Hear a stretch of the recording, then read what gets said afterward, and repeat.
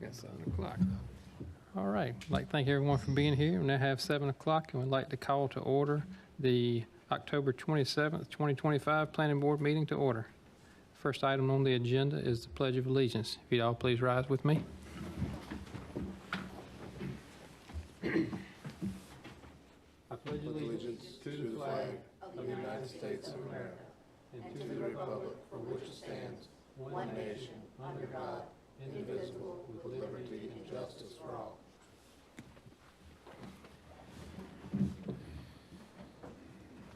All right. Next item on the agenda is the invocation. If you'd please all bow with me, I'll give the invocation. Dear Lord, we'd like to thank you for the opportunity to come together here tonight and meet on behalf of the town. We'd like to ask for your guidance and direction over this meeting. We'd like to ask for your blessings over this meeting. And may everything we do and say be in your honor. For it's in your name we pray. Amen. Amen. All right. Item number 3 is the approval of the September 22nd, 2025 meeting minutes. Hopefully everyone's had a chance to review those meeting minutes. There are no corrections or objections. Floor is open for motion. Here no corrections, I'll make a motion the minutes be approved. We have a motion. Is there a second? I'll second. Have a motion and a second. All in favor say aye. Aye. Any opposed? All right. Minutes have been approved. All right, on to the regular agenda item. And first off, as a reminder, we'd like to read a public comment statement. If there are individuals wishing to speak tonight regarding the matters before the board, to avoid repetition, groups are asked to designate a spokesman. If you have not done so already, please provide your information on the form at the podium. And before speaking, please state your name and address for the minutes. Individuals will be limited to 3 minutes to speak. A staff member will notify you when your time has expired. All right. And now on to the agenda item. First up is TA 25-08. Yes. Good evening. Mike Elabarger, I'm the interim planning director. I'll be making the presentation for this. This is an applicant-initiated text amendment to the land development ordinance. There are representatives from the applicant here tonight. To begin, again, some of the background here. Toby Coleman with Smith Anderson Law is representing and submitter of this application. It requests to modify LDO Table 5.1, where currently the hospital zoning specific use is listed as an S or special use permit use. That means it requires an evidentiary quasi-judicial hearing, be held before the town, and then approval via that. That also can mean that there could be some conditions set upon that special use permit request. As the bottom bullet here on the slide says, the purpose of an SUP is to allow uses that may be appropriate but require individual review of location, design, or operation or other considerations to ensure compatibility with surrounding properties and to protect the public health, safety, and welfare. So that's the intent or the purpose of what a special use permit is. So clearly when the LDO was created and adopted, the hospital use was viewed as needing some extra scrutiny as opposed to being a straight P or permitted by right use in the zoning districts that is permitted. Here on screen is the proposed markup. It would both modify just the line for the hospital zoning use in table 5.1 by adding the P there, /S. And then in section 5.1.5, capital C, which is kind of the descriptor and any use standards about the hospital use, the addition of this new line number 5 stating a hospital use may be permitted by right as a condition of a conditional zoning district. So that would represent the P. So the P making it a permitted use would only be initiated or possible if and when a hospital use was proposed through a conditional rezoning process and approved by the Board of Commissioners as such. So it would not be a by right use for somebody with any one of these zoning districts, the general commercial, the highway commercial, et cetera, sitting on the ground today. You'd have to go through a conditional rezoning process to attain the hospital use without having to go through the special use permit. That's clear. The staff review found that this is consistent with the comprehensive plan, and the comprehensive plan hits on many elements like transportation, economic development, land use, housing. This would possibly facilitate the economic development focus area by facilitating or providing another pathway for the approval of a hospital use that would be consistent with the comprehensive plan. So this is just one more tool for the Board of Commissioners to potentially have, and would streamline the review and approval process for a hospital use. We have here up on the screen a motion for the board to consider. Again, the applicant is present here. If you'd like to call them up for any questions or any questions that you may have for staff, we can kind of go into that at this point in time, if you'd like. All right. Would the applicant like to speak?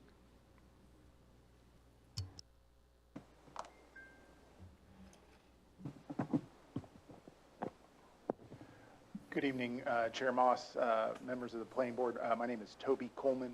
I'm with Smith Anderson Law Firm, 150 Fayetteville Street in Raleigh. Here, this text change is actually in connection with a rezoning. It's currently going through the system that's been proposed by Wake Med for to facilitate an emergency department in town.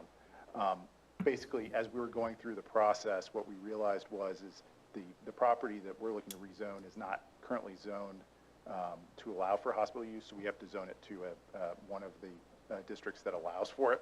Oh, excuse me. And what we realized is under the current ordinance, you have to go through a rezoning. So we have to go to you. We have to come to the Planning Board, then get approval from the Board of Commissioners, and then because we would have to get a special use permit, we then have to go to the Board of Adjustment to get a separate special use permit for approval. And so, that sort of two-step process. The reason we're proposing this is it seems like going through the full rezoning process and a conditional rezoning basically provides that same level of review and approval that the special use permit is intended to provide in the context of a hospital use review. And so what we're proposing here is in these cases where you have a conditional rezoning to allow for a hospital use, if the Board of Commissioners agrees to it and allows for it, you can skip over the special use permit. You don't need to go to that second board to get a second permit. So that's all we're proposing, and certainly happy to answer any questions that you have. All right, thank you. Anyone have any questions for staff or the applicant? Just for staff. Okay. Can you go back to the slide where you're having the zoning? So can you tell us or justify why you're doing it in each of those three zonings and remind everybody what those three stand for, if you don't mind? The zoning district names? Yes. Okay, please. okay. So currently, as written, the LDO permits hospital as a special use, requiring that special use process, the hearing before the Board of Adjustment. GC is general commercial, CH is highway commercial, OP is office and professional. And those are the only three districts that the LDO today allows a hospital use, and it also requires that extra step of a special use permit. Mm-hmm. I think my only concern with kind of skipping the step is to ensuring that the conditional use rezoning still looks at the hospital uses with the same scrutiny that a special use permit would. I mean, obviously the town and the powers that be that wrote the LDO felt it was a topic that needed to be looked at very closely, why they had the special use permit in there. I just like to ensure that it still gets that same look as through the conditional use rezoning. So through the conditional use, conditional zoning, it's a legislative process which gives the Board of Commissioners, frankly, more latitude to consider the impacts, whereas through the evidentiary quasi-judicial hearing, there are written tests, I call the questions tests, that have to be met. And the applicant brings experts on those topics or tests to the hearing, and they provide the evidence.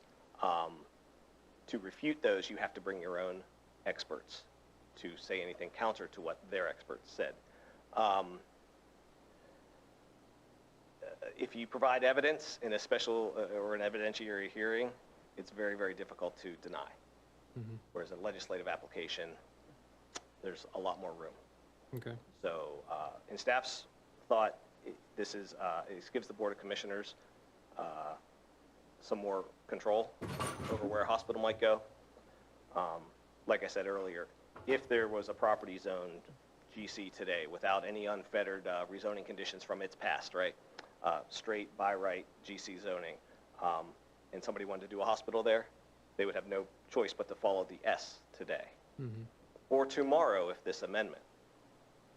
But if you're going through a rezoning for a property, this amendment would allow you to, as Mr. Coleman said, kind of bypass the special use process and go right to the Board of Commissioners through the rezoning process and say, we wish to do a hospital here, here's our conditional zoning, and the Board of Commissioners could be the reviewer and the approver of that. Does the type of hospital it is get reviewed during this process? I know there's been some talk of emergency only and then different things I've heard. I would ask the applicant if they feel that the current definition of hospital is encompassing enough, or if, I mean, that is the reason why WakeMed is pursuing this as a text amendment, because their use is eventually going to be couched as a hospital use. Yeah, that's correct. So the way that the LDO is written, a hospital use is broadly defined to include things like freestanding emergency departments and things like that. I think the other thing to note is just like a special use permit would basically be limited to whatever is shown on a plan. You know, so if you get a special use permit for, say, you know, a 20, you know, I'm just making up numbers here. I want to be clear about that. But if it's, you know, if it's permitting a 20,000 square foot facility, if you came in for a larger facility or broadened use, you would have to get another special use permit. I would anticipate, and frankly, this is the way we're approaching it, I would anticipate that, you know, the Board of Commissioners would approach it the same way. In other words, if you're coming in and saying we want a hospital use, the way that we're approaching it in this rezoning and the way we would expect it to be approached generally would be that you would come in and you would say, this is what we want to do. Here's our master plan. Here's generally what we're trying to do. You know, you put a limit on it or use other sort of zoning condition techniques to sort of, you know, place a box around it. And so that if somebody wanted to came in and said, hey, I want to do, for instance, an emergency department, you know, that conditional zoning is not then basically opening the door for you know, the construction of a hospital by a back door. You know, the other thing I'll note is that the state places a lot of restrictions and regulations over locating hospitals. WakeMed and all other health providers have to go through what's called a certificate of need process, which is a state-based process. So there's a number of sort of checks and balances here. If that answers your question. I think so. I think my concern is if it were approved as conditional use and then say it was as a emergency department only, and then later on WakeMed saw a need to convert it to a psychiatric hospital.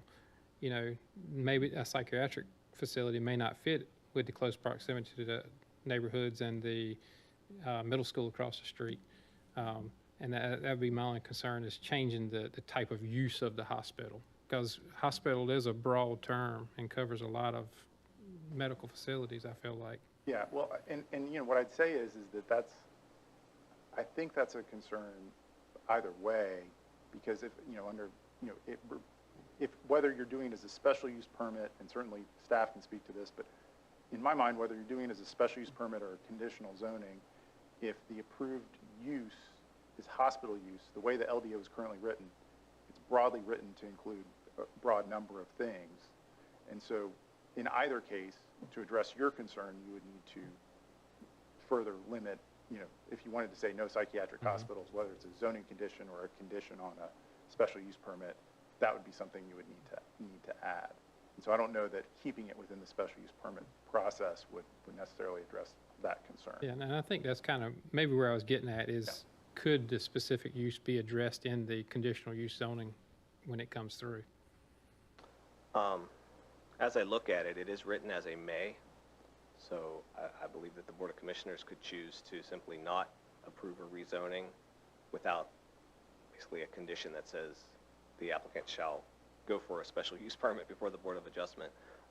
It's an option as opposed to a rule. So if the board were to find that a particular site maybe does need a special use permit in addition, they could simply control their approval of the rezoning contingent upon that. But could the specific case use, by case. but could the specific use of a hospital be included into the conditional use rezoning? You know, Exactly, exactly. This is an option where the Board of Commissioners could bypass that special use permit, which is the standard today, by just approving the hospital with any and all conditions that should come out of that project through the zoning process, as opposed to a special use permit process. Okay. I mean, I think that was my biggest concern, is making sure that the town maintains the same controls by skipping this I think special this use only process. adds more controls for the town. Okay. Yeah. All right. And that would include stuff like, because Hospital 724, sirens, lights, they're very well lit, that you could add buffers or beyond the normal general commercial.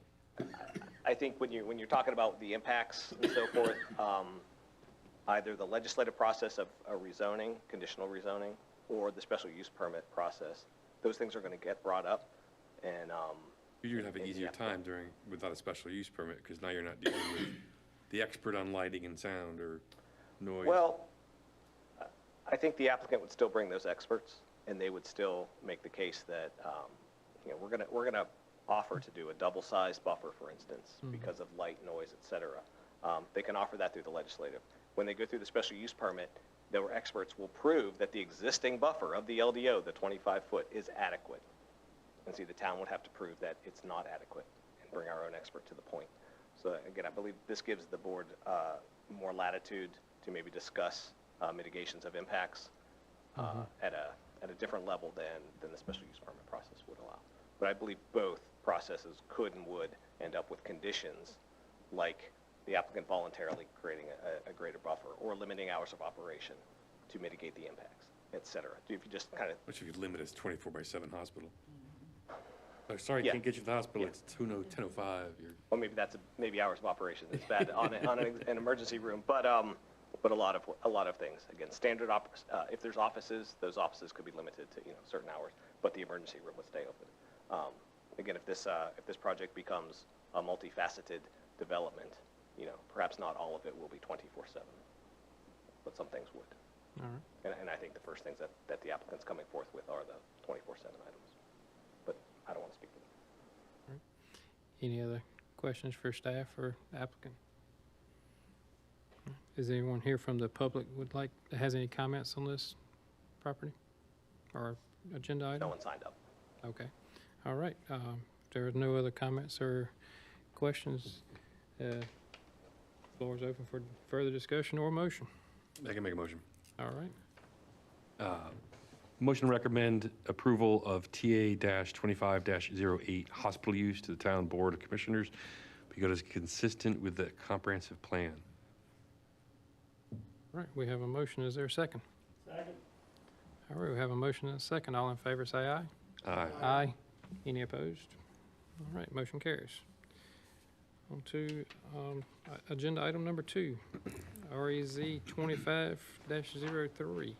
And before we get started on this one, I will need to recuse myself from this project. I'm the surveyor. My company is surveyor of record on this, so I will turn this over to Mr. Lawrence.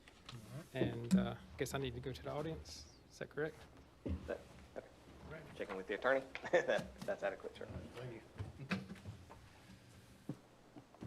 All right, we can get started with item B2. It is rezoning REZ 25-03 for property address to 625 Averett Road.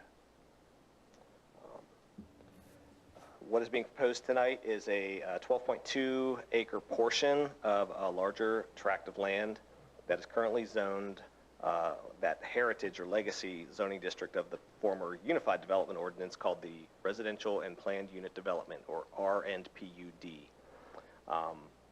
The applicant is proposing to rezone it to a residential high conditional zoning district. The plan is to develop single-family attached or townhome housing on there. And listed on the screen there in the bottom left are some of the previous rezoning or legislative, or in this case actually quasi-judicial approvals from 2018 and 2021. On the right-hand side in that table are 3 conditions that the applicant is proposing. Basically, general compliance with the concept site plan, which is shown on screen and also in the packet as an attachment. a maximum residential density of 5.9 units per acre, and then a parkland dedication of a minimum of 2 acres. Generally, that's located, as we see on this drawing, it is the upper right-hand corner, but north is to the plan right of this drawing. So basically, it's turned 90 degrees. So that would be more on the north side of the property, would be that most likely dedicated parkland.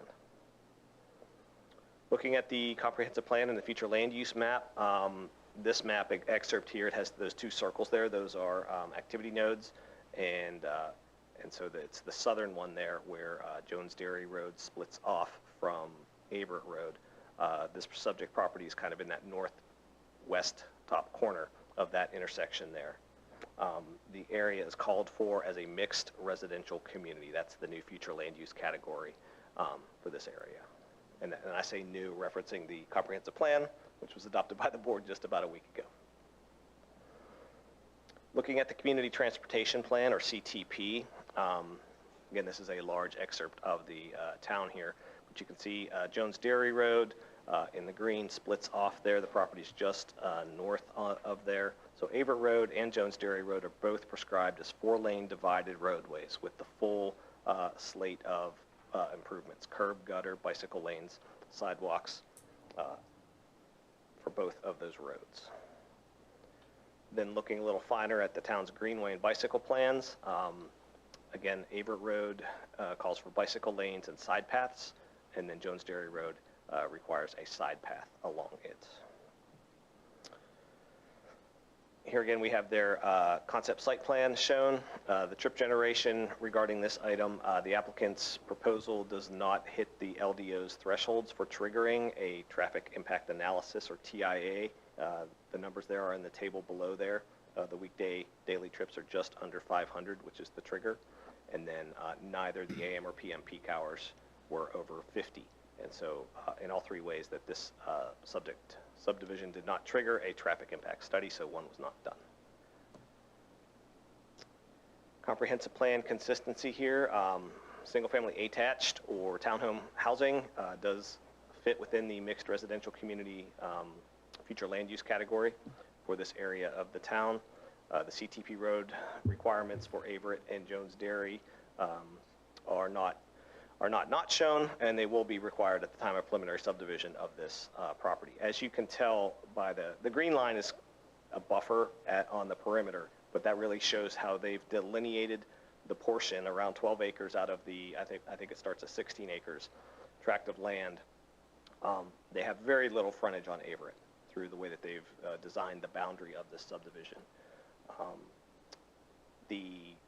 Let's see, from southwest to northeast on this drawing, which is actually southeast to northwest, yeah, is a power line. It's an overhead power line that runs through there. There are also 2 outlots that are shown in that cutout there that will remain. So this property has very little frontage on Averitt Road, and much of what is left out of the parent 16-acre tract is in the Little River watershed, which is a restricted area where very little development can occur. So one of the things that must be understood about this rezoning is much of the land that they show developing is in the watershed and will need to be regraded from there, meaning graded to the point that it does not flow into the watershed anymore, but flows out of the watershed. And that's basically a simple math of making it grade west rather than east. The staff recommendation does find that based on the land use, the proposed land use of townhomes at the proposed density of just under 6 is consistent with that residential category, and that the RH zoning district actually allows a maximum density of 9. So the proposal is for about 2/3 of the density that the zoning district would allow. So if it's found that the zoning district is appropriate, then the density is about 2/3 of the maximum density prescribed for that residential high zoning district. And on the screen, we have the proposed motions that the board could consider tonight. I do not see the applicant in the room this evening, so they have not come. So I can try to answer any questions you have. Okay, thank you. So does anybody have any questions or any further discussion? I mean, I've got some comments that I'd like to have recorded for the applicant to consider. Okay. With respect to the idea of donating parkland, the town has traditionally only been interested in parkland that's accessible by public road. And I know these are public roads, but this is also nestled in the back of the community. So I think this location of this parkland is not ideal. My recommendation with two things of consideration here are where the SCM is, the stormwater management section they have right there. If they move those units that they have, those 7 units, back into that corner, which is that north section of the property, around, in and around. I know the power lines created an issue, but I would swap those two. If you swap those two, then you can create a parkland that is accessible without feeling like you're invading the private community. And you'd be able to bring the bike path from Everett Road directly into that park, which makes that park more accessible to the public in a number of different ways. And I would see that a better use of the land and a better layout if they're going to donate property that the town can actually activate. Because we won't be able to do much with whatever it is in the back where it's at right now. So if we're gonna take some land on and actually be able to activate and use it, then I think they should switch those 2 building structures and make that whole area accessible from the street as well, from the Greenway. Okay. We will convey that. Okay. Anybody else on the board have any comments? No comments? Okay, is anybody willing to entertain a motion on this? Well, just for clarity, so Gary's comments are going to be presented back to the applicant, so I wouldn't feel comfortable voting on them until I know that those comments were applied. Okay. We do need an action this evening from the board. So if that equates to someone making a recommendation for denial with Yes. those reasons, that's perfectly Because we fine. cannot table, we don't table in this meeting, right? It's either accept or deny, as I recall. Let me pull back up and see where we landed. I think you are correct. Let me pull that back up real quick. Hang on one second.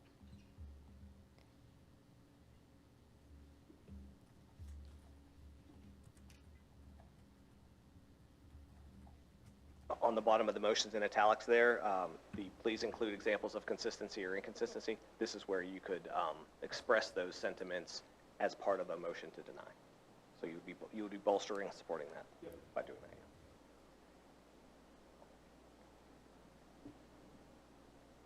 Continue to chat. Sorry. Yeah, it's okay.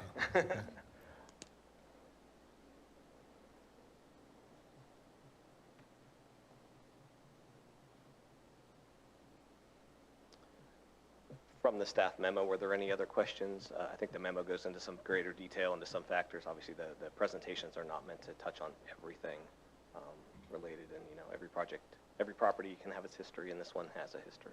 Right. I'm not sure if what it's been the last 15 years matters so much. It's more about focusing on the future and what this proposal is. So, it's up to you.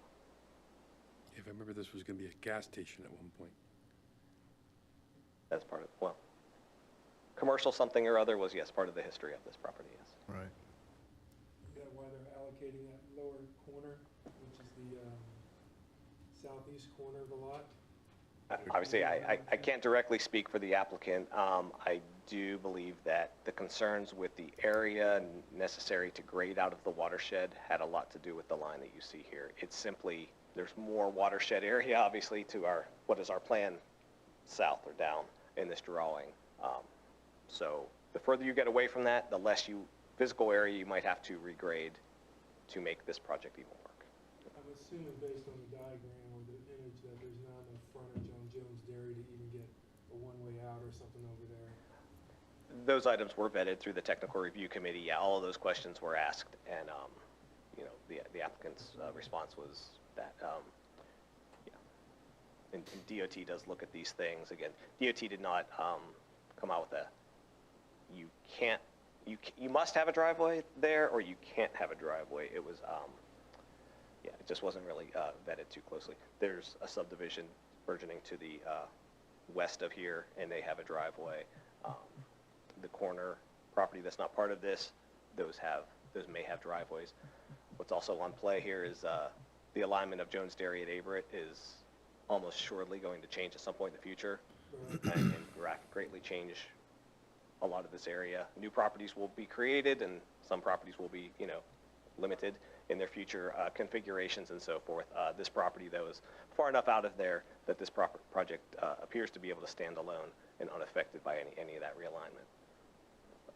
Well, it also gives the option for whatever odd reason that would need to happen, that either one of those cul-de-sacs could be modified to go out to Jones Dairy if NCDOT so. They leave options like that. In fact, the southern, on our drawing, the lower one there, if the corner property were to, again, have a need or a want to connect to there, that cul-de-sac could technically possibly be, expanded to. That's one of the beauties of doing a cul-de-sac very near a property boundary like that. It does have that expandability as an option. We can choose to postpone consideration tonight to the next meeting in order to allow time to discuss that with the applicant.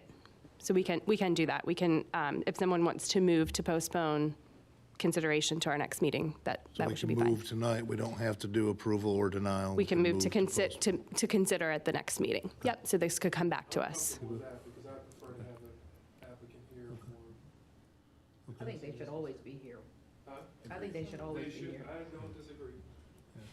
So you want to make that recommendation? Yeah, I'd like to recommend that we move to have this discussion at the next meeting so that we have the opportunity to discuss with the applicant. Okay.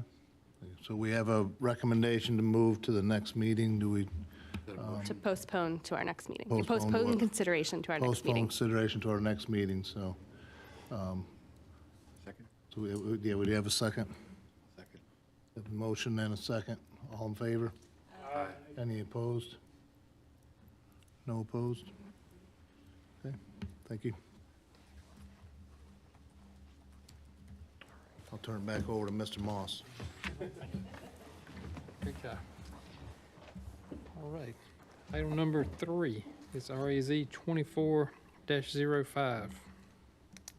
All right, good evening again. We'll start with REZ 2405, known as Atticus Woods. This is a combination of 5 tracts of land all along Wade Avenue at the intersection with Averett Road. So total acreage is just above 105. Like our last case, it does have some of that lineage UDO, R and PUD zoning district, and a portion of residential low as well. The proposal here is to rezone the entire property to the neighborhood center as a conditional zoning district. So the acronym would be NC-CZ. The proposed development would consist of single-family housing and a commercial development really in 2 block areas, one in the far northwest corner, fronting on Averett Road, and then the majority of that commercial area at the hard corner of Averett and Waite Avenues. There are several previous cases as well for this. Proposed conditions of approval are in that box on the right. A prohibition of certain types of uses, non-residential uses in the area of commercial use, a parkland dedication of approximately 2.5 acres across the property, and a ceiling or maximum of 300 single-family detached and attached dwelling units at a density of 4 dwelling units per acre. So the mix of those dwelling units is not specified, but there will be a maximum of 300 of them, but the maximum density would not exceed 4 dwelling units per acre. The applicant is also proposing to use a development agreement. As a slight step back, if you recall, there's a text amendment not that long ago that came through the planning board to modify and honestly expand the use of a development agreement to more items in the neighborhood center, NC, and the activity center, AC districts. That was ultimately approved by the Board of Commissioners. Later on this docket, we have a text amendment that's actually a bit of a cleanup. It's to go back and look at the town center zoning district, the TC, to do the same type of expansion of the opportunity for use of a development agreement. But so this applicant wishes to do a development agreement within the NC district to modify several standards. This slide here shows that they wish to modify the minimum side setbacks for detached single-family homes, reducing that to 5 feet. And then the maximum single-use building size for non-residential would be 110,000 square feet. Let's see, the NC District standards regarding timing of development in section 3.4.3. D would be modified to reshape the maximum of 75% of the residential uses to be permitted until at least 25% of the non-residential. That standard today is a 50%. So that first trigger or timing of development is you can achieve 50% of your residential permits before 25% of the non-residential square footage would have permits issued. So that's a modification from 50% to 75%. Looking at the future land use plan of the new comprehensive plan, this is that node or circle at the top of the image here now at 98 or Wade Avenue and Averitt Road. But again, this whole land use area, like the last rezoning case we just heard, is planned for mixed residential communities, which is heavy on that residential, but does promote and desire a mix of uses. The community transportation plan, we'll do Averitt Road first. That is called for being a 4-lane divided with a narrow raised median, curb, gutter, bicycle lane, sidewalks within a 110-foot right-of-way. And then Wade Avenue is a 4-lane divided with a raised median, again with curb, gutter, sidewalks within a right-of-way of 110 feet. Now the CTP also has a collector connections map. If you're familiar, those are the kind of orangey, yellowy lines on this map, whereas the variety of colors are those thoroughfare roadways. So this property has several collector roads.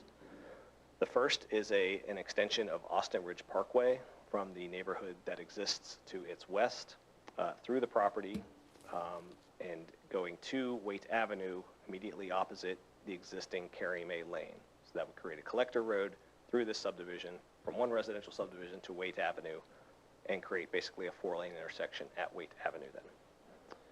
The second is a connector from that new Austin Ridge Parkway collector within the neighborhood out to Averitt Road opposite Old Pierce Road. So again, coming through this subdivision or this property, sorry, and connecting with Waite Avenue, making a 4-way intersection of a existing 3-way intersection.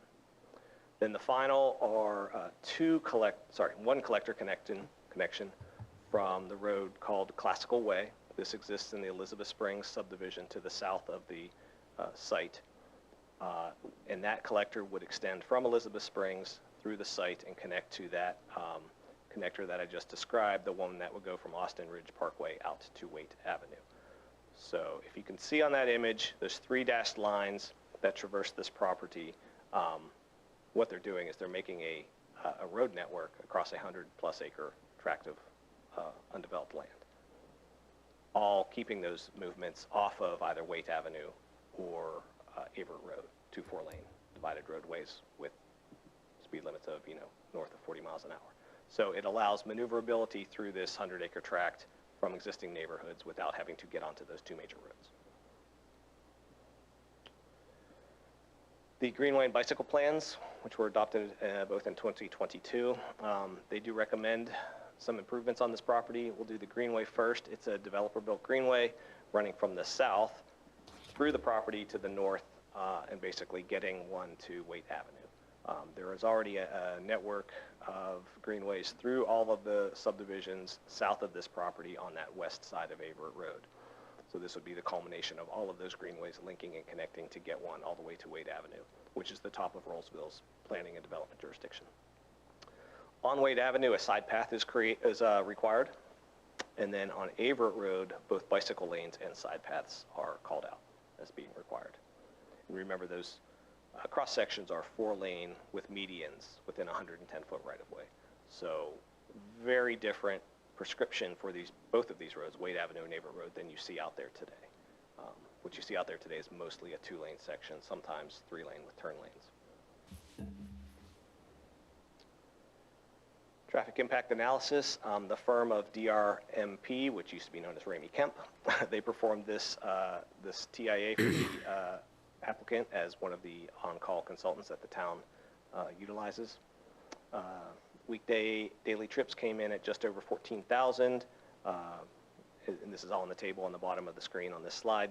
PM peak 1,336, AM peak just below 800. And this was based off an analyzing 300 single-family units and approximately 200,000 square foot of commercial. Comprehensive plan consistency.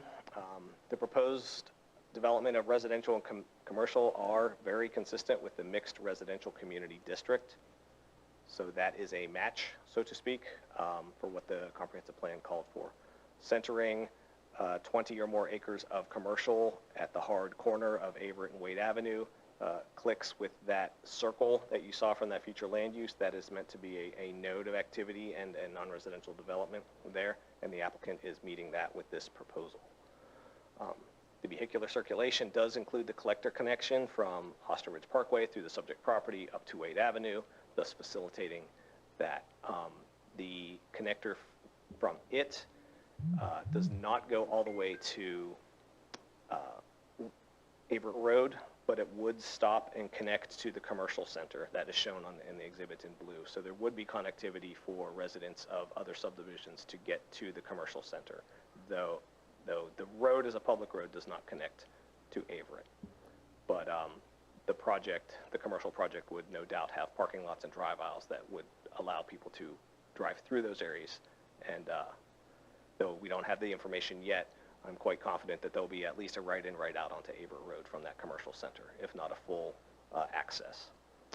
That's TBD from the DOT on that matter.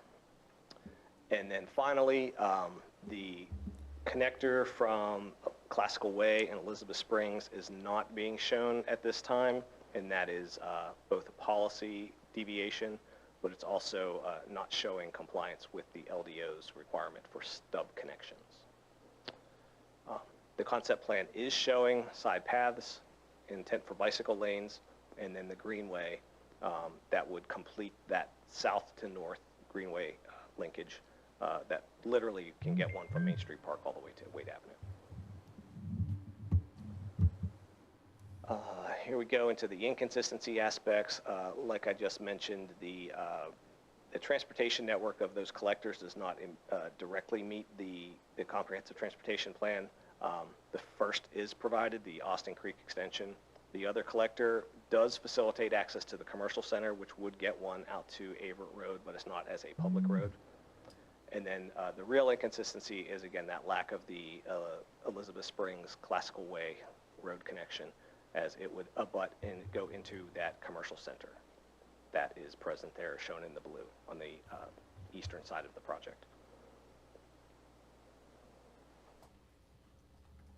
Through the development review, there were a few kind of outstanding or to be determined items. The top one here, numbered as number 3, deals with that Elizabeth Springs Classical Way lack of connection. This is a reference to General Statutes 160D 605 lower A about plan consistency. If the board should approve the concept plan in this rezoning not showing that connection, they have thereby basically amended their comprehensive transportation plan to remove that as a connector. So that is what the board has at their power, to approve deleting basically that collector connector on the subdivision from the future. However, Classical Way is a stubbed public road to this property, and that is comment number 5 there, where by not showing that connection, it's showing a deviation from compliance with the land development ordinance. And that is a reason that staff does have a recommendation for denial, because of that future known inconsistency with the land development ordinance. And if I'm not mistaken, isn't Classic Way the street that the Greenway comes through as well? Isn't that or is it the other one that's further in? I can't remember the other name. Based on the exhibit, I believe you're right. I would ask Classic the Way, applicant right? to also speak to that. Yeah. Gemstone. Gemstone was the other one. Yeah, Gemstone, okay. But I think it comes, if I recall correctly, it comes in from Classical Way, And- where the stub and out I is. think that which- meshes with the drawing there. You see Right. I forget what I'm not sure what color that is, if it's green or if it's purple. Purple, yeah. But it's coming through, it looks like it's coming from the classical way. Yeah, that's what I recall, and that's one of the questions I had about this thing too, is because Classic Way doesn't even show where it's going, but then on the previous part of your presentation, you were showing how the comprehensive plan has all these collectors and connecting and and none of that's on this map, and that's where I got thrown as well, trying to figure out what roads are supposed to go where if they're stubbed out, particularly ones that have the greenway. Yeah. I'll finish up my slide here, and then if we'd like to have the applicant come up and they can speak to Yep, some of these. absolutely, I sorry. think they understand what's up discussion here. So again, because of that one lack of connection of what is a CTP road, but also a stubbed road connection, staff is recommending denial. But the land use, by and large, does meet with the future land use plan that was adopted. It's residential with commercial.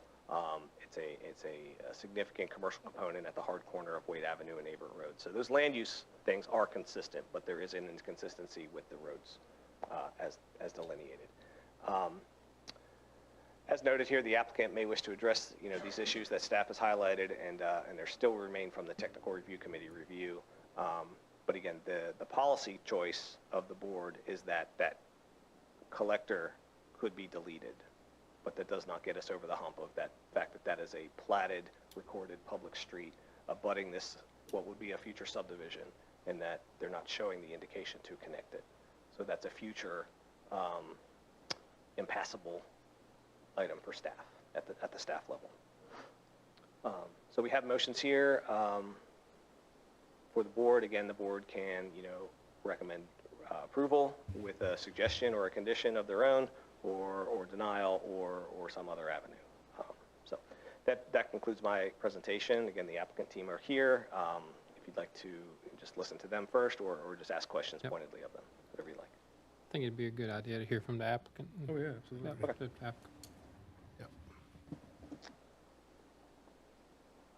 You want a certain image? Okay.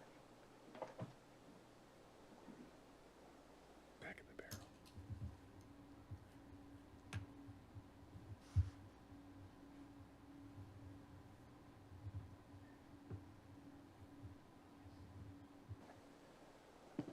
Good evening. Toby Coleman again with Smith Anderson. My address is on file. I am here on behalf of Ardent Construction, the developer here, Ardent Building, the developer here with this project. With me tonight are Corey Schmidt and David Schmidt, who I believe you guys have seen Corey before talking about some of the related text changes that have come before you on this. This is one where I think we're happy to answer any questions you have. Just to briefly address the classical way issue, because that's really the only sort of demerit we got in the staff report. There may be other issues that y'all have. But in terms of classical way, I guess I'll note a couple things. First of all, classical way is a stub street, very short stub street that would, under this current plan, back into the rear of a grocery store. The goal here is to have a grocery anchored shopping center here, and so that's the reason that this plan doesn't explicitly set out the classical way connection. The other thing I'd note is while this plan doesn't show a connection from classical way into the property, it also does not and cannot change the LDO requirement that a stub street connection be provided. And so while we appreciate staff's comments on that, we would just note that something will have to be done, as staff pointed out, above and beyond this map, if approved, to eliminate the need to connect. Because in addition, we've also taken a look at this, and again, a lot of the connections that are shown in the comprehensive transportation plan, while not provided exactly how the comprehensive transportation plan shows them, which would basically be a connection that goes up to a east-west street that runs pretty close to the southern property line there. That doesn't really make sense, both because of some of the natural features there, but also, as you can see, because of the way the plan is set out. There will be There is a plan for some sort of cross-access that will go all the way out to Averett through the property. So a lot of that east-west connection will be provided. So really, we're just boiling this down to an issue related to a sub-street that frankly starts one street down at the subdivision below and just stubs out. I mean, it's the length, it's about 140 feet, whatever the length of the lot is, and the subdivision below is the length of that street, is what we're talking about here. And so we're happy to answer any questions, but just wanted to underline that this is, while we take this issue seriously, this is not a huge street. It has been mentioned in the comprehensive plan. We recognize that it's a requirement within the LDO. It's something that will have to be addressed, but it is not something in our mind that should taint the overall project, which is, we've spent a lot of time, and particularly Corey and David have spent a lot of time looking both at prior plans for this site and really working with the town to come up with something that really addresses both the comprehensive plan vision for this site, which is a mix of residential and commercial, and then coming up with a way to do that. So with that, we're available for questions. All right. Do you want to have any questions for the applicant? Yeah, I do. Get it started. I think it's fascinating, though, because you're right, the street's not very long, and it doesn't seem very significant, but I think the context is very important. When you put it the way you're describing, putting the back of a shopping or the back of a grocery store right there, I recall from the meeting that you had with the residents that those residents along Elizabeth Springs, those first 4 or 5 houses, were very concerned with that kind of commercial structure being built basically in their backyard. So having the back of a shopping center or the back of a retail space, grocery store, whatever, backing right up to those people's backyard is something they expressed in the meeting, the public meeting you had with them, that they were concerned about. And when I look at some of the other projects that we have going along here, we have a much larger buffer between some of those spaces behind Food Lion and the Parker Ridge project. There's a larger natural buffer between those areas to help reduce the kind of impact, especially in wintertime when there are no leaves on the trees and you can see through everything and you can smell through everything. And that's what you're going to get on the backside of that kind of commercial structure. And I'm pretty sure that's one of the bigger reasons why those residents are concerned about having the back of a grocery store basically in their backyard. So although I understand your point about the street, it's the context in which you're eliminating that street and how you're designing your commercial area that I think is inappropriate for those homeowners when you have all of that space to figure out a bit better way to present that part of that structure. So that's a little bit concerning to me. Of course, I still am a little bit confused about how the greenway is going to get through there, because that's the only place that the greenway is going to be able to do anything. And with the street connections, the way that Mike presented the comprehensive plan, I feel like there could be a better job at presenting how that comprehensive plan can still be included in your project and still accommodate some of the concerns about the residents, as well as making sure that our greenway plan is maintained and sustained. So I have those concerns. I'll piggyback on my comment from the previous presentation about your park. Obviously, you're talking about 2 acres here. I'm a little bit disappointed to see that you're destroying 2 ponds, particularly the fact that they've been there for more than 45 years and they're well established. Other than one of them being drained in 2017, the fact that they've been there for more than 45 years, along with the tree line and everything, feels like it's part of a rather established part of nature. And since later in some of your packet, you show that Parkway Street, the space between the Parkway Street and the blue lines as being open space, a total of almost 6 acres, I think, 2.8 and 3 point something. 3.8 and 4.2 acres.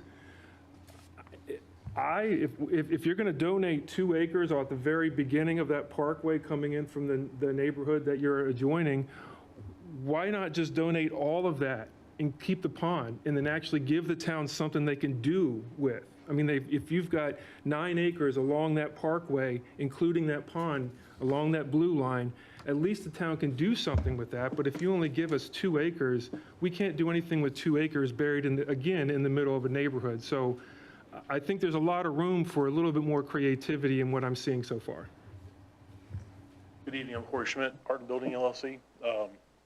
Actually, that's a great point.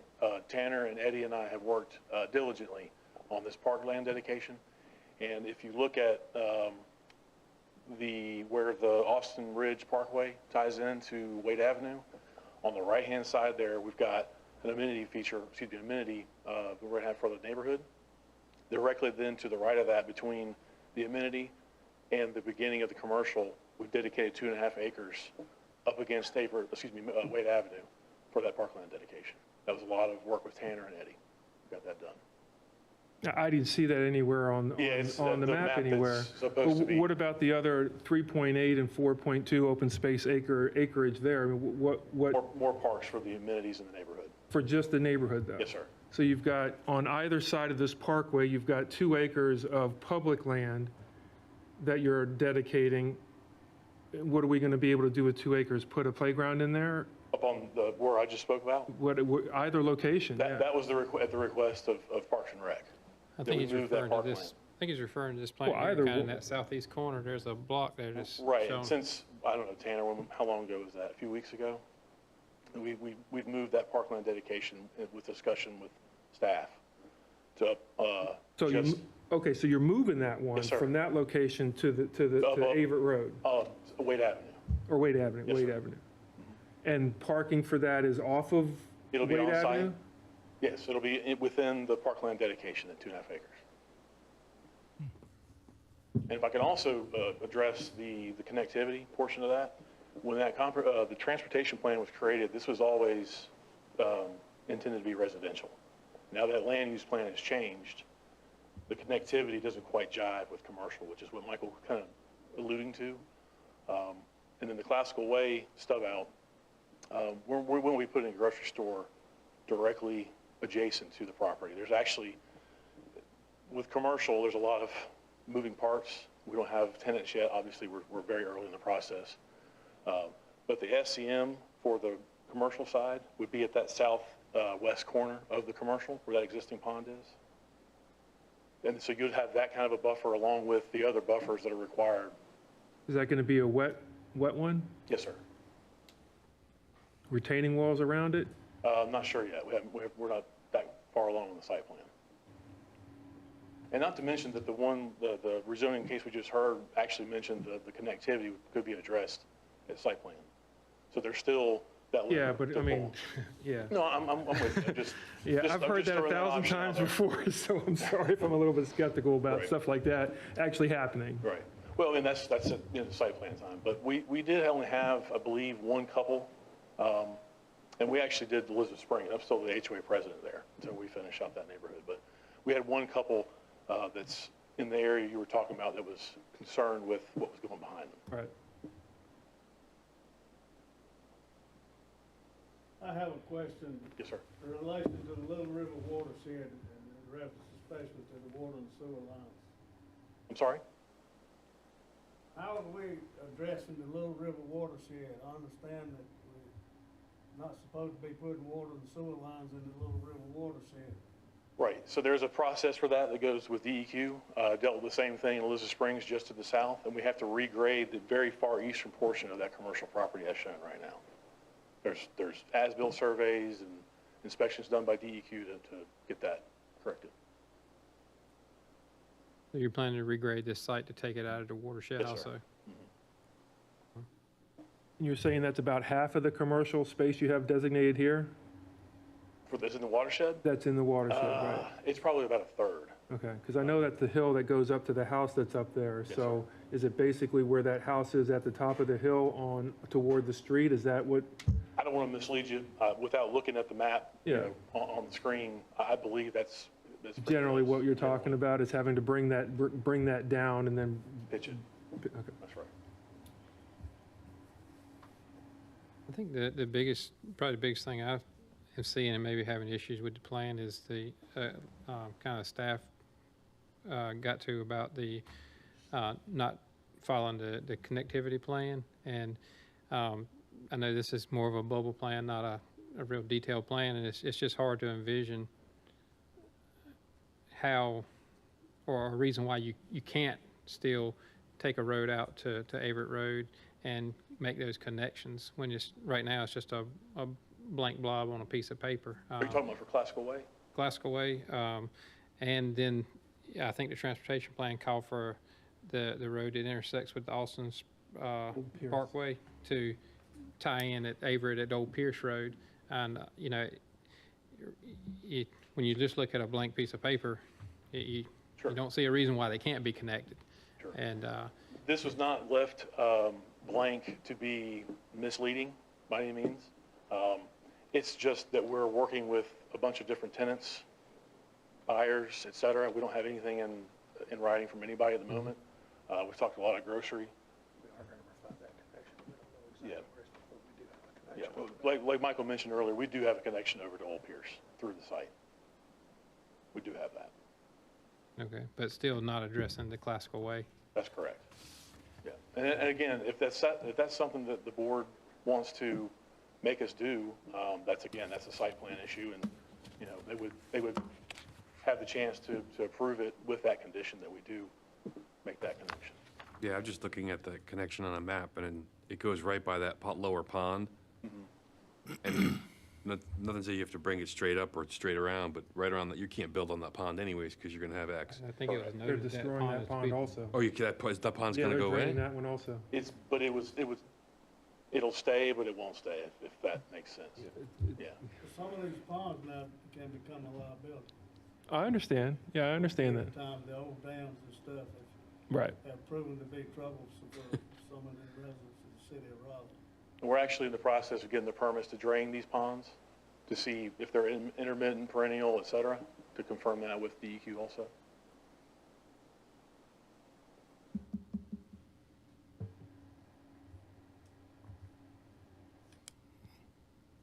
The second stub that was further back, is there plans for that to be extended at all? The Gemstone. gemstone? Right now, it's just stubbing to the property and not showing Talking any. about further west? Yes, In Elizabeth Springs, yeah. Yes, sir. Yes. That'll be stubbed into the property. I mean, extended into the property? Yes, sir. I know it's currently stubbed. Correct. It'll be extended into this property.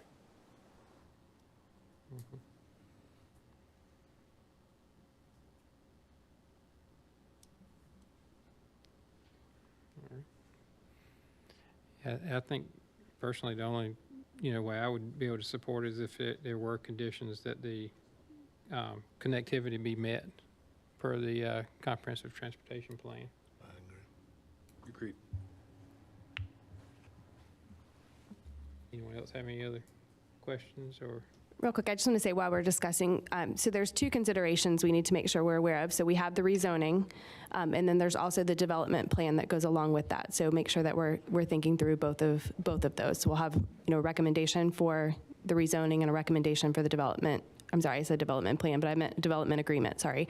And I think Mr. Ellebarger went through those, the parts of the development agreement. I just want to make sure if there's other discussion we want to have about that they are realizing that we're two different things to consider.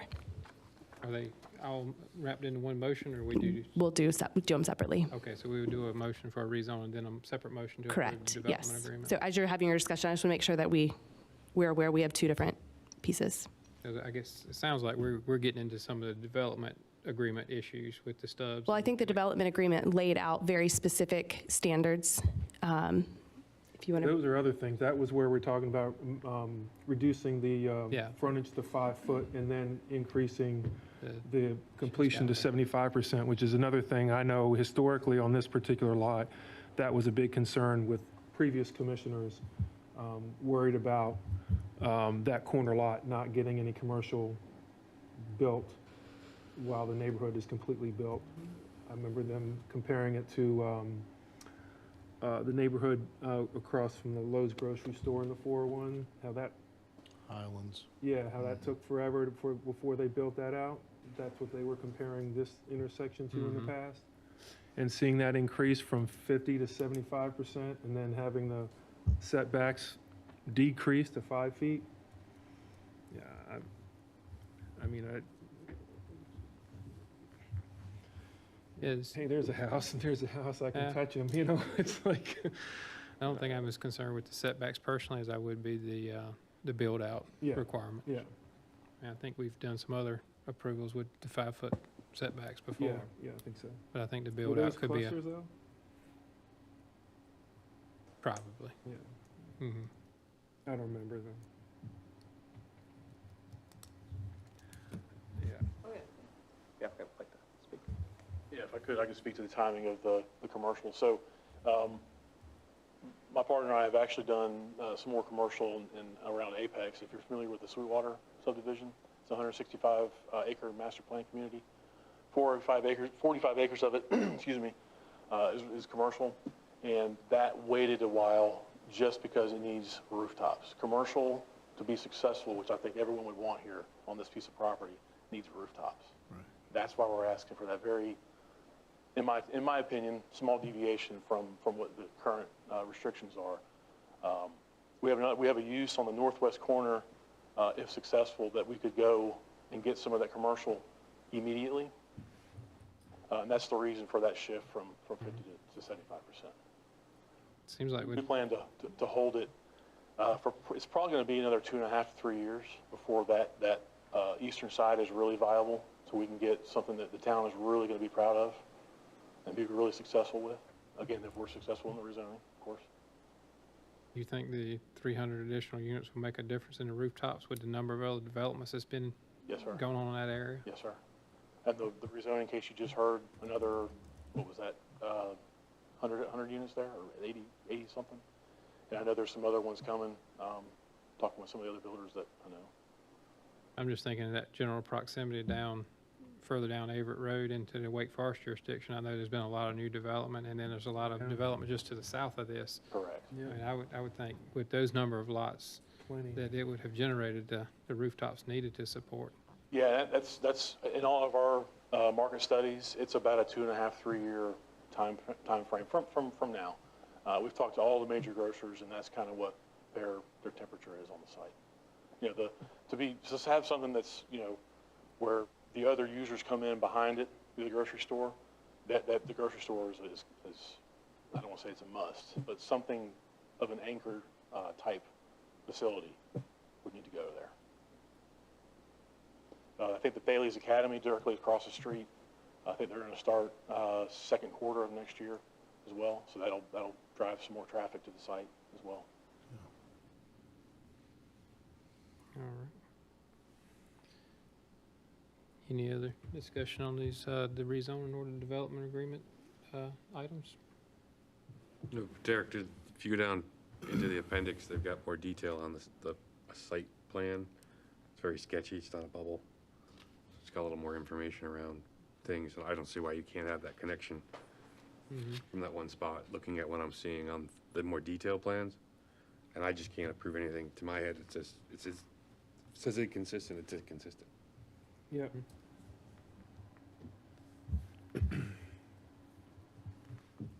All right. So is that something that, you know, you guys would just say, as long as we made the connection per the LDO, that you could approve? If it gets consistent, Yes, sir. if it was consistent, I would approve it. Because that's still technically a site plan Understood. issue, yeah. So you're, I guess, potentially could make a recommendation only if it makes those connections. Recommendation for approval if those Would you connections are can do made. that, Or- we can do that you can't do that with the rezoning, because the rezone is a yes or no. Yes. Right, Right, Rezone but you can do is- it on the On the development. developer's agreement. right. Yeah. I mean, you can ask that there would be a condition. It needs to meet the LDO, right? Like, and that's with conditions, they should go above and beyond the LDO, what's required in the LDO. But perhaps I mean, if they, yeah, continue to say what you were saying. The development agreement is not open-ended to modify anything about this project. It's only the standards within the NC zoning district. And the must connect to a stubbed road is a subdivision requirement of any subdivision. It's a whole different section of the LDO. We can't make it a condition of the development agreement, but it could be a condition of your recommendation of approval that the applicant adds a written condition of approval that says, we will comply with the LDO at the time of preliminary subdivision. That it, yes, that it would be consistent with the comp plan, with the transportation comp plan.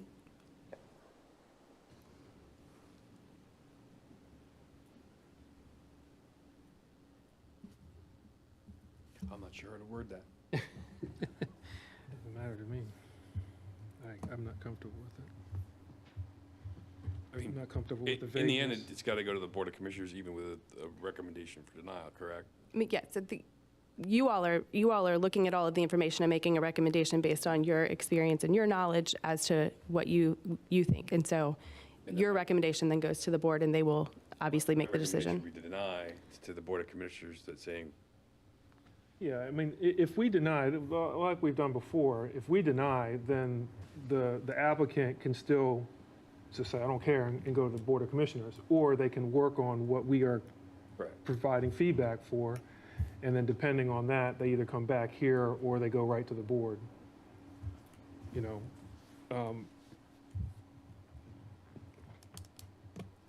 Yeah, that's the route I So would take. you making a motion for denial of the rezoning and the developer agreement? Yeah. So do one at a One, time. One at- rezoning first. Yes. Motion. Rezoning. Right. Anybody, anything else? Anybody else?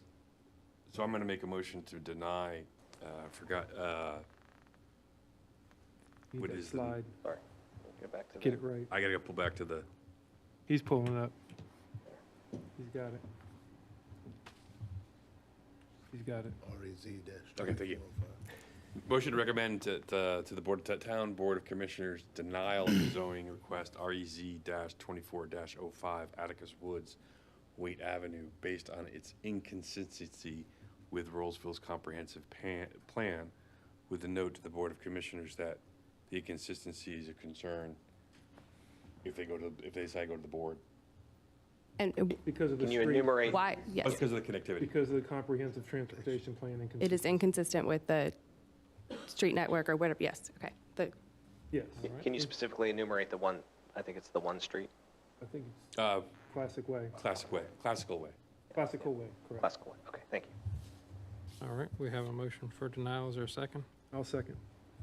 All right, we have a motion and a second for denial. All those in favor, say aye. Aye. Aye. Any opposed? No, All right, motion has been denied. Item, now, do we still need to vote on The the development developer? agreement. Make a recommendation on the developer agreement? It is it is a standalone item under the rezoning, so I think the town attorney's correct that it warrants its own vote. All right, guess if there's no other discussion on the developer agreement, we would need a motion on that. I've done two already. And All right, and again, stating it, whichever direction, how it's consistent or inconsistent. I can go back to the slide about the details of the proposed agreement, Please if do. that would help. Yes. Okay.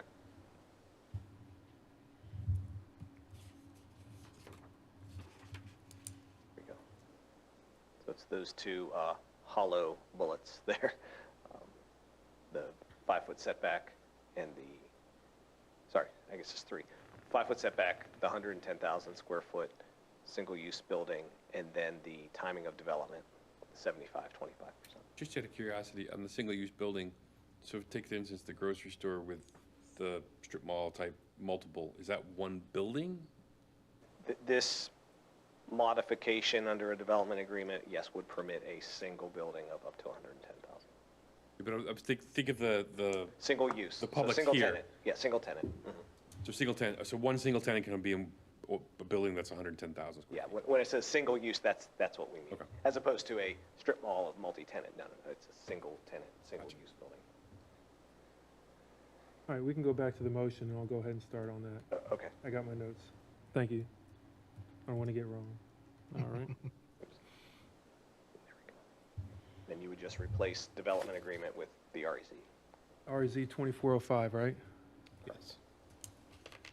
All right, so I'll make a motion to recommend to the Town Board of Commissions to deny of zoning request, or sorry, the development agreement, REZ 2405, Wade Avenue, based on inconsistency with Rolesville Comprehensive Plan, respective to the 110,000 square foot commercial lot size, the 5-foot setback, and the timing of commercial development. All right, we have a motion. Is there a second? I'll second. All right. All those in favor, say aye. Aye. Aye. Any opposed? Nay. No, All right. Motion is a recommendation for denial. All right. On to TA 25-12. All right.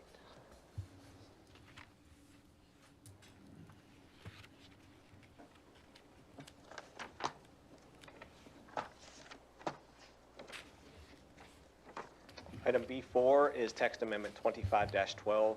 This is a staff-initiated text amendment to LDO Table 3.4.1 of the Town Center TC zoning district. This is regarding the use of a development agreement.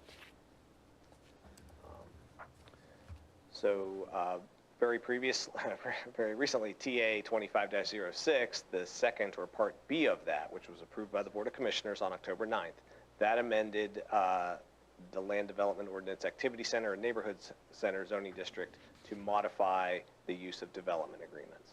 So very much like we just had in the previous rezoning case, it's that use of the tool of a development agreement to modify standards in districts. Through that text amendment, though, the Town Center district was omitted. And step back, the Land Development Ordinance has 3 mixed-use zoning districts: Town Center, Activity Center, Neighborhood Center. So staff felt it appropriate to look at them in a group and not just make a modification to 2 of them and alleviate or leave out the other one. But we had gone down the road of advertisements and so forth on that text amendment 2506 before we caught this, and so this is a cleanup of sorts to set the table flat for all of the mixed-use zoning districts to allow the same modification to the LDO. So basically, it allows the development agreement to be a tool by a property owner to ask to modify standards anywhere within the table, and in this case, it's 3.4.1. That's the section reference of the Town Center district. So the language would read, any or all development standards in table 3.4.1 may be modified if part of a development agreement approved by the Town Board of Commissioners. Comprehensive plan consistency, like staff supported the other Part B text amendment for the AC and the NC districts. This could be a tool used to further and support economic development and land use and housing focus areas. Building more flexibility in the mixed-use zoning districts, staff feels is only a betterment to the use of those tools to create unique and different types of developments, as opposed to the strict adherence to the standards in those codes. Again, must be remembered that the development agreement has to be approved by the Board of Commissioners. So this is not a by right standard or an allowance or a lessening of the rules, so to speak. It just gives the option for a developer to ask the Board of Commissioners for that permission, so to speak. And of course, they all go through the planning board, as we just experienced. So here's the motion slide, again, to recommend either approval or denial of text amendment 25-12, modifying table 3.4.1 of the Town Center zoning district with any examples of consistency or inconsistency that the board could speak out. That'd be great. All right. Anyone have questions for staff or any discussion on this item? Yeah, I'll make a motion to approve TA 2512, text amendment to table 3.41, to modify options for development agreements in the Town Center TC zoning to the Town Board of Commissioners because it is consistent with the comprehensive plan. All right, we have a motion. Is there a second? I'll second. All right, I'll give that to Mr. Pierce. Who's louder? All right, we have a motion and a second. All in favor by signify by saying aye. Aye. Any opposed? All right, motion carries. All All right, on to the communications. First up is the planning director's report. Sure. First thing I put down here was let's talk about December. Currently, the calendar for planning board meetings does not have one. First, just wanted to gauge the board's, interest in potentially having one. Availability, of course, goes along with that. And then if we wanted to look at a calendar, we could think about that. At this moment, I can't say that we have an absolute case that's got to go, et cetera, running down the train tracks, heading towards you for December. But I want to gauge your availability and interest in having a meeting. The normal date, well, bear with me, I do have a calendar exhibit. The 4th would be the 22nd. Yes, it would, and we're not going to do that. Hopefully. All right, so there, yeah. So in yellow there, circled right. The natural 4th would have been the 22nd. It could work because it is before most people break for the holidays. But I was thinking more sometime that week prior. The Board of Commissioners' regular meeting is December 2nd. On a normal schedule, their work session or their second meeting of the month would be the 16th. Do not know if that's going to occur as well. Holding a meeting on the 15th, again, our normal Monday, it would simply be the 3rd rather than the 4th. Seems like the most logical. We would have to check with some logistics to make sure that there's not a dance class next door or things like that. First day of Hanukkah. But, Don't Parks and Rec meet on the first Monday? oh, I don't know. The first Monday I mean, or the third 3rd? Monday? I do not know that. I think, I'm not sure. Okay, Don't okay. quote me. Well, there's a lot of logistics to check, just getting temperature here. Certainly, again, if you all want to give me some feedback tonight, you can take that back by the November meeting, and I think we're going to have one. We'll Have set we it in stone. decided when the joint planning board and commissioners meeting is gonna happen? I know you sent out some suggestions or fill over. The one with the RDDA, I believe the assistant town manager has set that for the 17th. November 18th, Of 5:30 November. to 8. Tanner, could you check your calendar? I think we had that locked in. Was that the That was email the email invite that that went came out, yeah. today? Oh, I did see that. Okay, Yeah. I didn't realize that's what that was. Yep. Is it Monday the I don't think I 17th realized that or either. I think it's the 18th. Tuesday the 5:30 to. Division. When is the planning board meeting for November? Is that the 24th? 17th. Nope. 24th. The weekend, 24th? week of Thanksgiving. That's what I was saying. 24th. It's gonna be Monday, the week of Thanksgiving. so Monday of the week of Thanksgiving, yeah. And again, if staff hears there's some, well, most of you won't be available for that meeting, we can consider moving it, to another earlier in the month date. Again, 2 months a year like this, we sometimes have to modify. But the meeting on the 18th is not superseding our normal November meeting. No, you will not perform business as the planning board like Okay. tonight. It's a different joint meeting. Put that out today. Goes at night. The 18th meeting. Tuesday, November 18th, 5 5 PM. Okay, I see it. Town of Yeah. Rolesville It was an Vision email, Alignment Workshop. Calendar invite. Hey, that's because you weren't invited. Maybe not. Mhm. Maybe, that's right.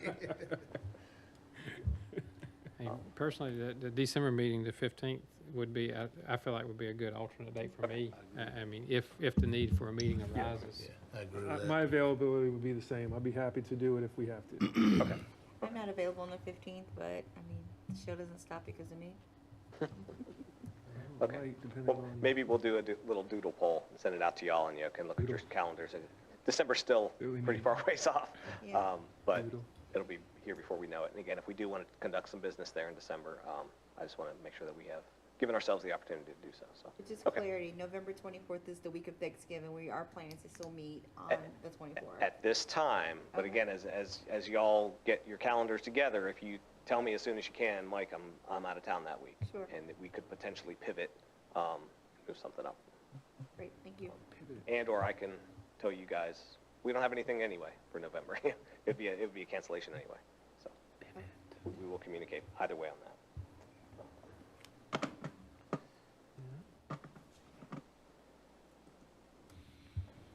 Next thing I wanted to briefly hit on was we are in month 1 of the active use of GovWell. That's that online development portal, submittal, review, comment portal for development applications. Again, this would include the legislative items that the board here hears, the rezonings and text amendments, but also the administrative applications like preliminary subdivisions, construction drawings, site development plans for our commercial developments, and final plats to record lots. So all of those are now moved to GovWell, and we'll be doing probably a 6 to 8 month transition period here where applications that began under the old way will move to GovWell, hit their completion point, and then go into the permanent records via GovWell. And we'll be doing a lot of data migration and so forth to make that as seamless as possible. And then hopefully, certainly by next summer, all applications that are live and under review will all be in GovWell. Their entire lives will be spent getting submitted through, reviewed, and commented through GovWell. And so far so good. I think we have comments due for this October review group very, very soon, and we'll be speaking with the applicants and seeing how their experience has gone with using GovWell here in its first month. So I'll continue to report back to you on that, and maybe even one of these weeks or one of these months when we have a little more time, can do a little live session and kind of walk through it and show you kind of the highs and the lows. Well, hopefully the highs. There you go. Perhaps. Finally, just update, if you did not see, on the 21st, the Board of Commissioners unanimously approved the 2050 comprehensive plan and the 10-year affordable housing plan with unanimous votes. So that was a really great thing. We had consultants for both do presentations here in the room and answer questions, and there was some dialogue there. So again, if you'd like to go back and watch those, but we've already started to implement the comprehensive plan. The exhibits tonight showed kind of those new maps, the future land use map of some of these key properties and how they fit in there, and starting to use the new terminology. So we'll be fully invested in that come November for reviewing rezonings and so forth for the board. And then and we're starting to work on the publicity aspect and the housing and the hosting of these new plans to promote them to the public, to make them aware for you all, and that we have these 2 new major policy guidelines given for us. So future land use is one of the core things of the comprehensive plan, and then housing affordability. And we'll start thinking about implementation and what comes better. You know, after this point, we've got the plans approved. That's great. That's just the policy. That's the tip of the iceberg. So I think that concludes my director's report. All right, thank you. Town Attorney's report. I do not have anything to report. Thank you. All right, thank you. Is there any other business to be brought before the board? All right. Hearing none, we'll go on to the adjournment. I'll make a motion, we adjourn. All right, have a motion. Is there a second? Motion and a second. All in favor say aye. Aye. Any opposed? All right, we are adjourned. Thank you.